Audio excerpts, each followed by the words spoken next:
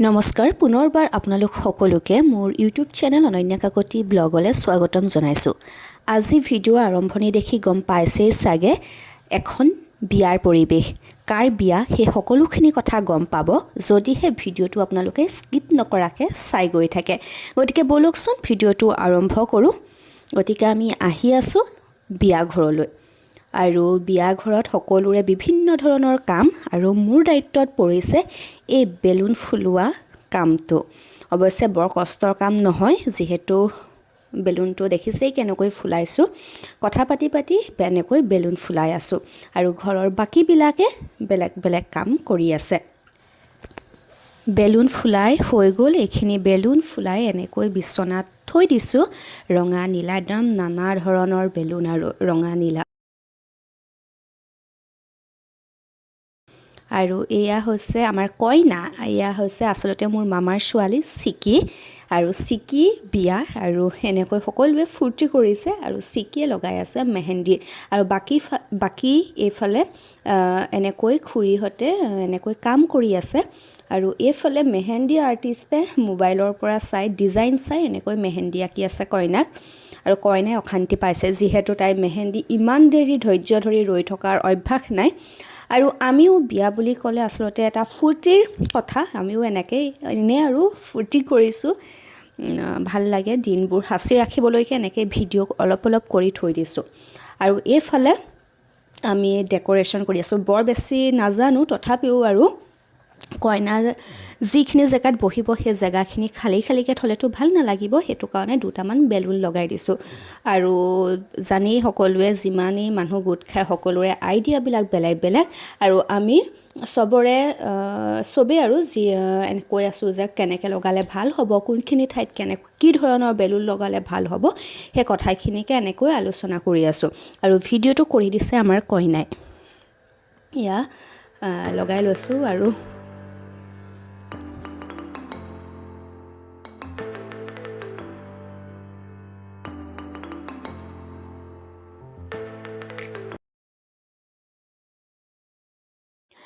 বিয়া বুলি ক'লে সাজোন কাচোন নকৰিলে জানো হ'ব, তাতে ঘৰৰ বিয়া, সেইটো কাৰণে অলপ বেছিকৈয়ে সাজি লৈছোঁ, যিহেতু সাজোন কাচোন কৰি কাৰণো ভাল নালাগে।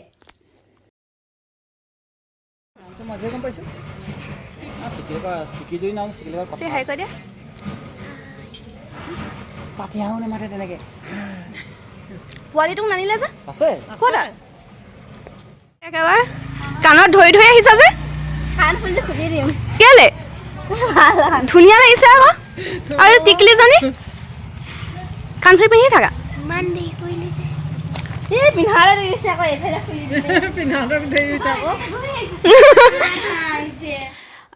এইফালে দুই এজনকৈ মানুহ আহি পাইছেহি।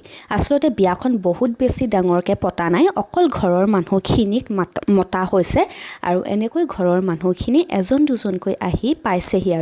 আৰু এইফালে কইনাক আমাৰ মায়ে ভাত খুৱাই দিছে। তাই যিহেতু সৰু ছোৱালী আৰু ভাত খাব নাজানিব, মানে কি আৰু মেকআপটো গুচি যাব, সেইটো কাৰণে মায়ে তাইক ভাত খুৱাই দিছে। আৰু এনেকৈ বাকীবিলাকেও যিকেইজন মানুহ আহিছিলে তেওঁলোককো এনেকৈ খাবলৈ দিয়া হৈছে। এইফালে ঘৰৰ কেইটা চিনি পাইছেই চাগে।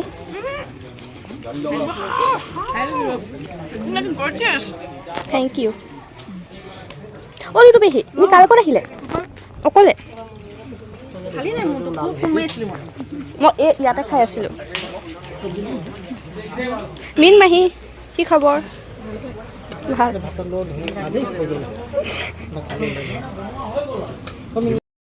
সকলো মানুহেই ফটো মাৰি ভাল নাপায়, সেইটো কাৰণে যিমানখিনি পাৰিছোঁ মই ভিডিঅ'ৰ জৰিয়তে সকলোকে সাঁচি ৰাখিবলৈ চেষ্টা কৰিছোঁ।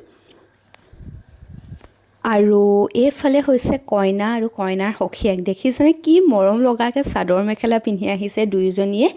আৰু এইফালে হৈছে আমাৰ খুৰী আইতা পেহী আইতাসকল। আৰু এইফালে সকলো বহি আছে। আৰু যিহেতু ঘৰৰ বিয়া, ঘৰৰ মানুহকে মতা হৈছে, সেইটো কাৰণে সকলোৱে বহু দিনৰ মূৰত লগ পাই এনেকৈ কথা বতৰা পাতি আৰু সময়বিলাক পাৰ কৰিছে। আৰু লগতে আমি যিহেতু ফটো মাৰি ভাল পাওঁ, সেইটো কাৰণে আমি ফটো মাৰিছোঁ, সেইটো এটা বেলেগ কথা। আৰু এইফালে হৈছে ফটোশ্বুট, যিহেতু সকলোৱে বহুদিনৰ মূৰত ইটোৱে সিটোক লগ পাইছে, সেইটো কাৰণে এনেকৈ ফটো মাৰিছে। আৰু মই ফটো নামাৰি ভিডিঅ' কৰি লৈছোঁ।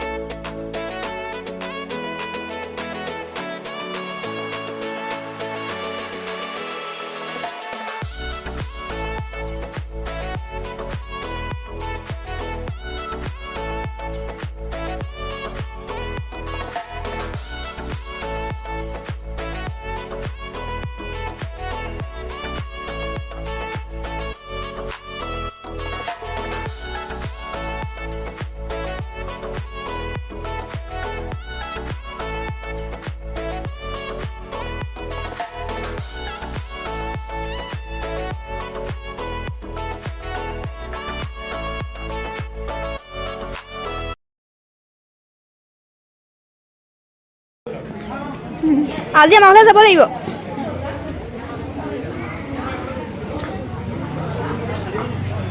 আপুনি কি ৰখীয়া? চাহ ৰখীয়া। আমি চাহৰ দোকান দিছোঁ। চাহৰ দোকান।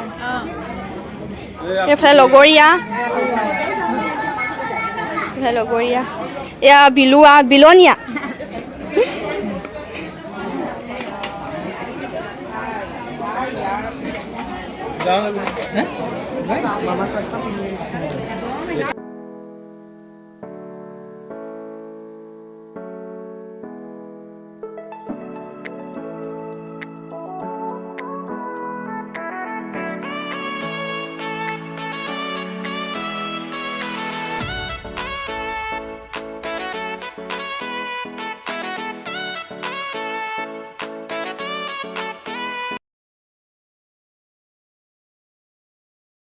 চিকিৰ বিয়াৰ সন্ধিয়া হৈছেহি, একদম খোজকাঢ়ি কাঢ়ি ভাগৰ লাগি গৈছে। এইফালে দুদুলি, এইফালে মুনি ওলোৱাই নাই।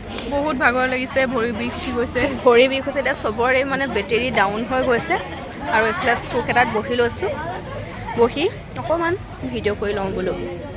ভিডিঅ' অকণমান কৰি লৈছোঁ। ঠাণ্ডাও লাগিছে অকণমান। কিন্তু ঠাণ্ডা লাগিলেও বিয়াত আৰু চুৱেটাৰ পিন্ধাটোতো সম্ভৱ নহয়। সেইটো কাৰণে ঠাণ্ডাই তেনেকৈ বহি আছোঁ আৰু। এইফালে কইনা সখীয়ে আকৌ কাইলৈ পৰীক্ষা কি আছে? ইংৰাজী আছে। বেচেৰিয়ে বিয়া ঘৰৰ মাজত এয়া ইংৰাজী পঢ়ি আছে, হয়নে? ভালকৈ পঢ়া দেই, পৰীক্ষা ভাল হ'ব লাগিব। অঁ, অকল ফটোৱে মাৰি থকা নাই বাৰু, এনেকৈ মাজে মাজে অলপ চলপ কামো কৰিছোঁ।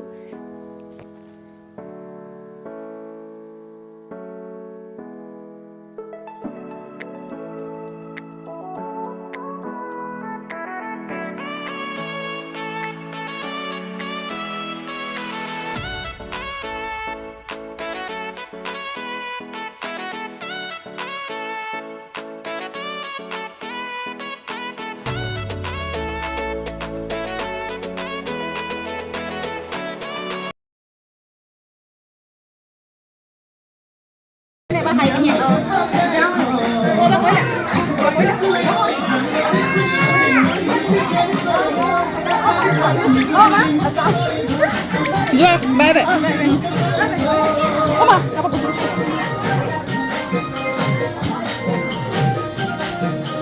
কি কৰিছা তোমালোকে? চেনী গুটিকেইটা বাচি বাচি খাই পেলাইছা। বেয়া কথা এইটো। আকৌ তাত থৈ দিয়া। খাব লাগিব। ভৰি বিষাই গৈছেগৈ দেই খোজকাঢ়ি কাঢ়ি। চিকি অনুভৱ কৰাচোন কেনেকুৱা? চিকু, তোমাৰ অনুভৱটো কেনেকুৱা আজি কইনা হৈ পেলাই? ভৰি, হাত, মূৰ কি বিষাইছে? কাণ বিষাইছে। কাণখন ৰ'বা খোলা হ'ব নালটো ডাঙৰ। এই যে বিয়া সকাম হ'লে লাষ্টত ফালে কিছুমান গ্ৰুপ বনি যায় মনৰ পচন্দৰ মানুহৰ সৈতে। আমাৰো ঠিক তেনেকুৱাই হৈছে। বিয়াৰ প্ৰায় শেষেই হ'ল আৰু এনেকৈ আমি গ্ৰুপ বুলি নহয়, আচলতে আমি এনেকৈ কথা পাতি আছোঁ সকলোৱে নিজৰ ভাল লগা মানুহখিনিৰ সৈতে। আমি কথা পাতি আছোঁ, ভালো লাগে। আৰু এইফালে দেখিছে আপোনালোকে, গম পাইছে চাগে মই কি কথা ক'ব, মানে কোনটো কথা ক'ব বিচাৰিছোঁ। এনেকৈ কথা চথা পাতি